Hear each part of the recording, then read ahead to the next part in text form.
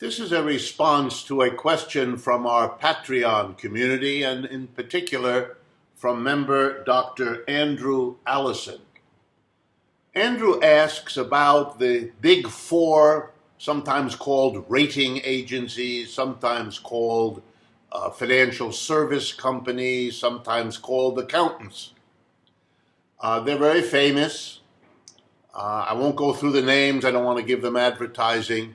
But they dominate the industry. It's an industry that has many small accountants, but these four monsters that are international, and they are a reflection, if you like, of how capitalism works, or maybe, to be more honest, how it doesn't.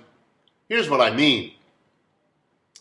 Over the years, the decades, the centuries of capitalism, a constant swindle has been part of the system. And the swindle goes like this. A company reaches a certain point where it can no longer rely on the amount of money put into the business by whoever began it. They've run out of money, or the costs of the business as it grows are simply too large. And so then the company does what in capitalism all these companies hope to be big enough to do. It has to go out into what are called the capital markets. It has to borrow money, or it has to issue shares of stock that people can invest in. It has to get its hands on money from people outside the immediate business. And here's where the swindle comes in. How do you get a bank to lend you money? How do you get anybody to buy shares in your company? You have to give them documents, statistics about how your business is doing. They want to know, if they buy your shares, that they're not throwing their money away.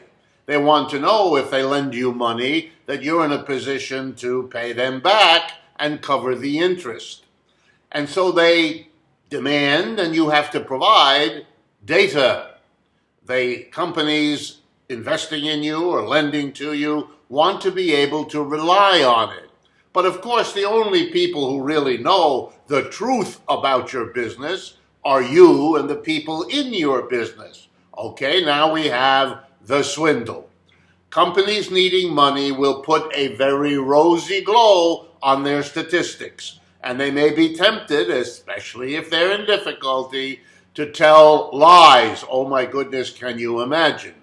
And that will be dangerous for the lenders and dangerous for the buyers of their shares, because they may lose their money having made their investments or their loans based on phony swindle information. Enter the independent company, the accounting firm, the rating agency, and so on. And its job is to come in and, here we go now, certify that the information provided by the company to the potential lenders and investors is accurate, is honest, does what it's supposed to.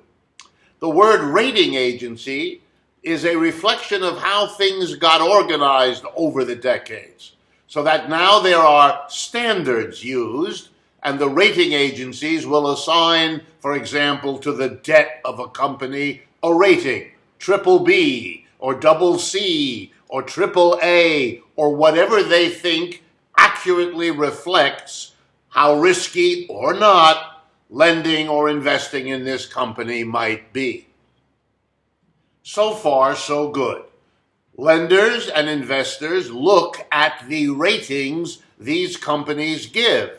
They look to see whether the statistics of the company given to them by the company have been certified by these independent companies that do the rating. So here comes the big question. How independent really are they? And now things get very murky indeed. Why?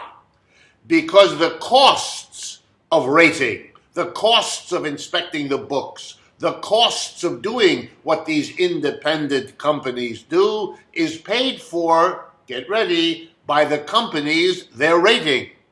Not by the investors, not by the lenders, but by the companies themselves that are looking to be certified